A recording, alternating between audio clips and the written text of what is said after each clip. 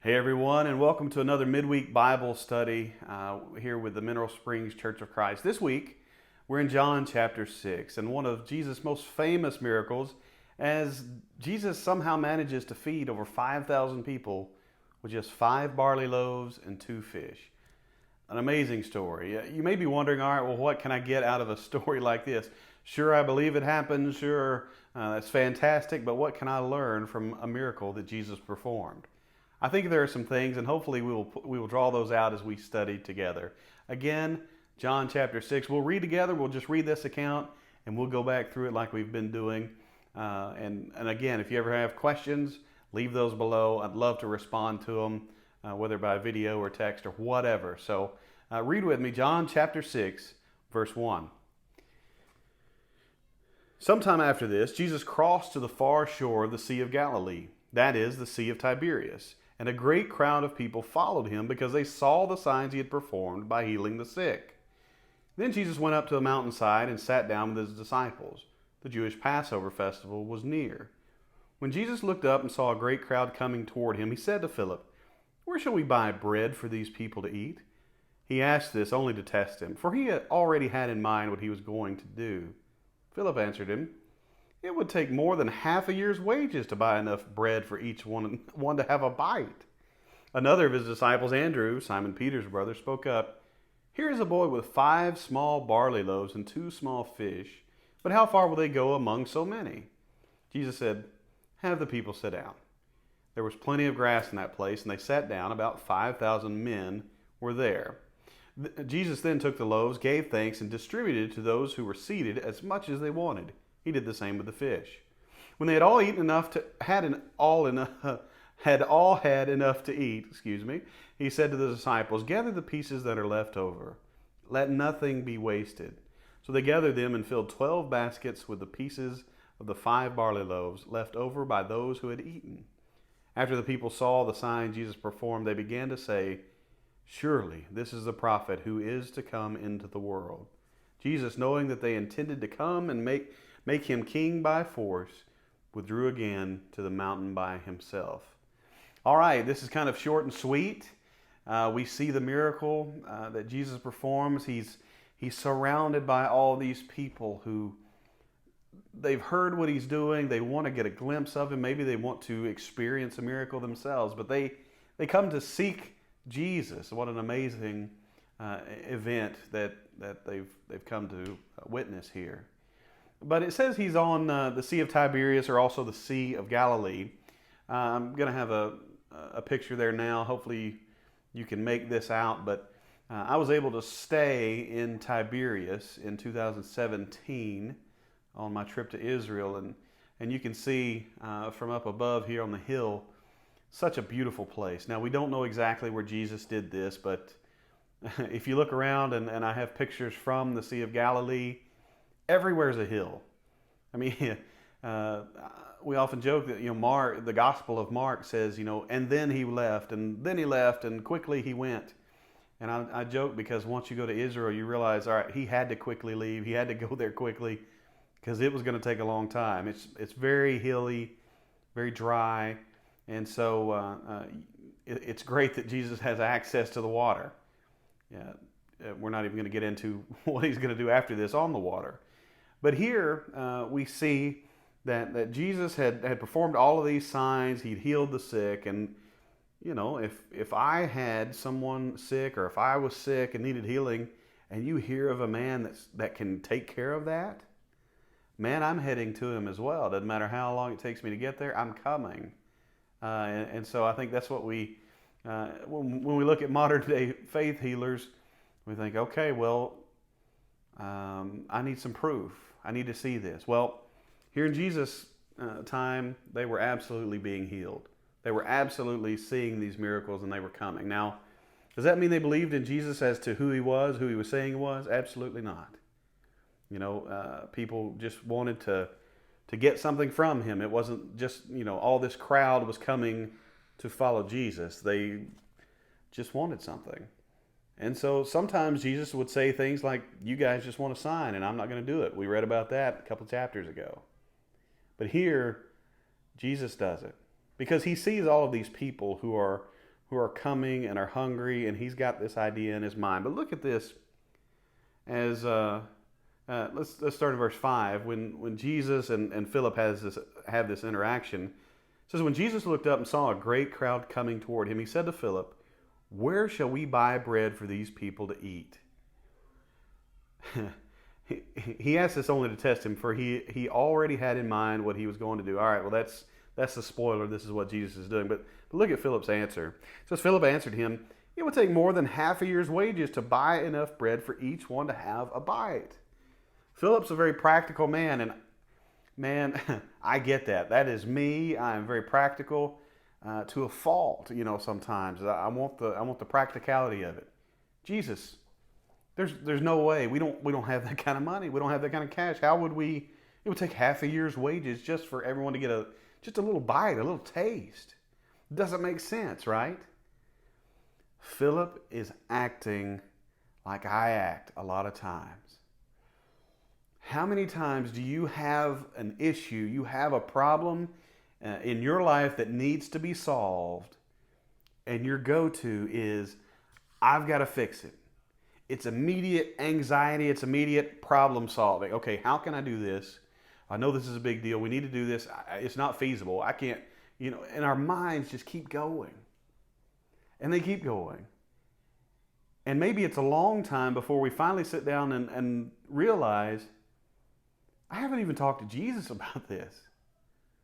Philip has seen all the miracles that Jesus has done. He's seen that Jesus is powerful. But his first thought is, man, we'd have to get a lot of money, and very practical.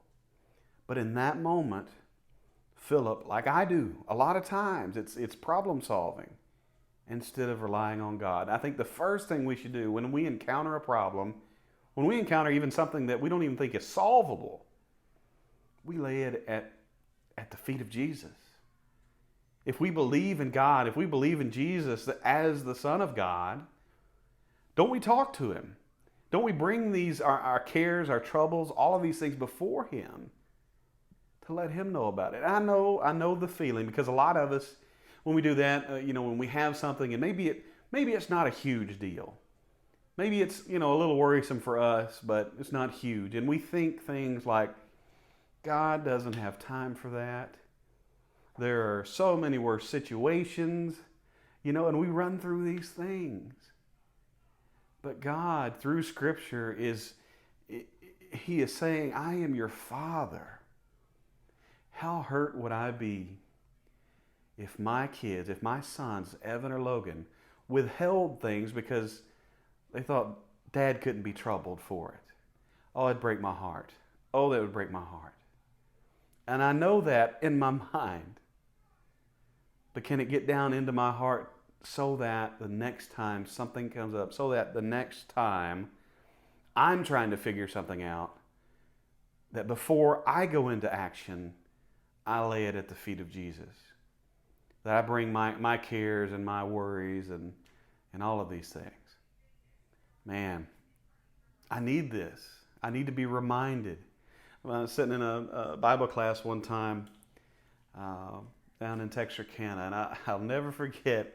I've reminded this guy what he said. He, in a Bible class, he said, I wish it didn't take something big in my life, something, bad, to remind me how much I needed to pray, how much I need to talk to God, how much I need to have that relationship.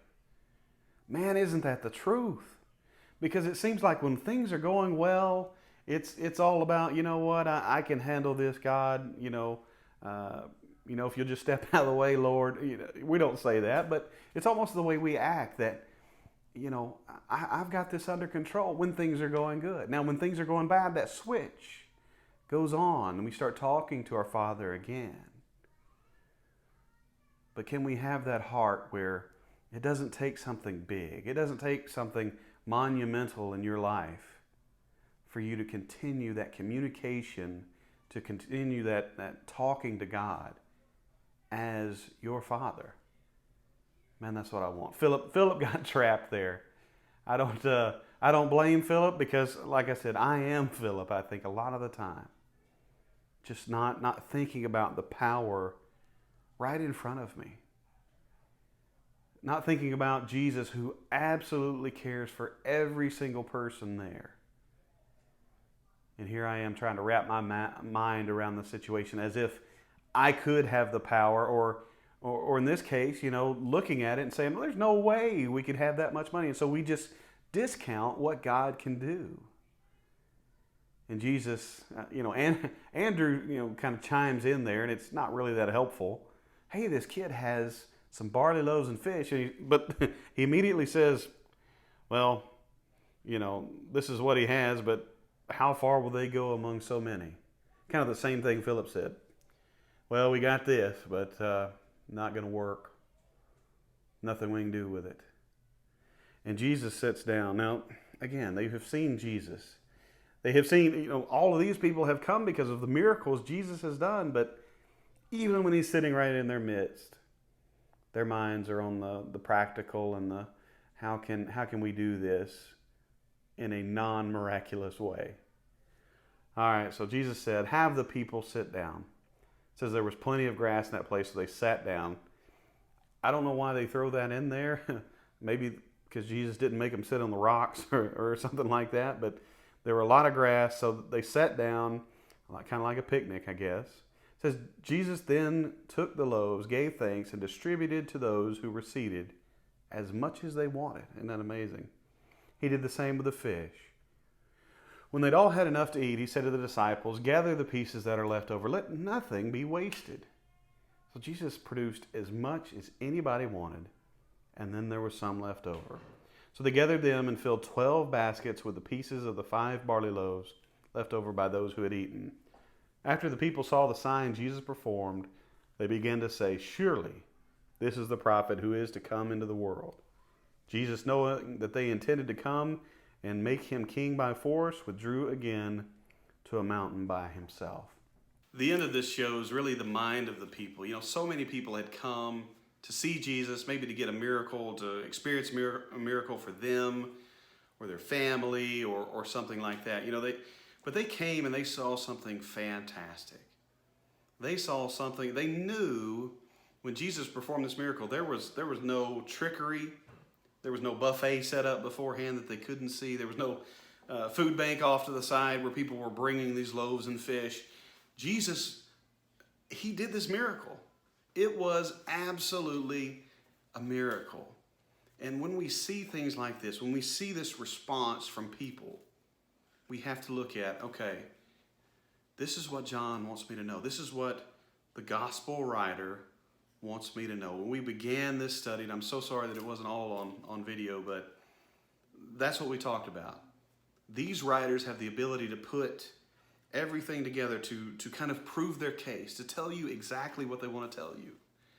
That what John wants you to know here is that Jesus was doing something so amazing, so fantastic, that the people started to believe who he was. And in doing so, they again have the wrong mindset. They feel like this king who is coming is going to be the leader of a military. This king who is coming is going to lead them against all the nations in a physical battle.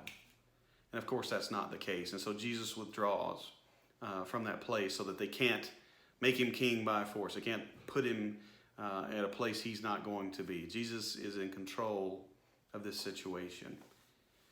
So John just wants you to know, hey, Jesus is who he says he is. Maybe we should think about him more often when we have our struggles, when we come into conflict or anything along those lines. That it's not some story that is made up, 2,000 years ago. This is something they lived. This is something they experienced, and this is something that impacted their lives in such a way that they started believing, okay, I have seen something. This must be the prophet. Those people believed. And as we follow the disciples, they believed even to death. It was not some, hey, let's make up something fake and go on with it. No, they believed it. They believed what they saw even to their own death. That's a powerful statement for us all. So next time that you're experiencing a crisis, next time that you have something maybe that you don't even feel is a big deal, stop and talk to Jesus. Stop and put those things before God.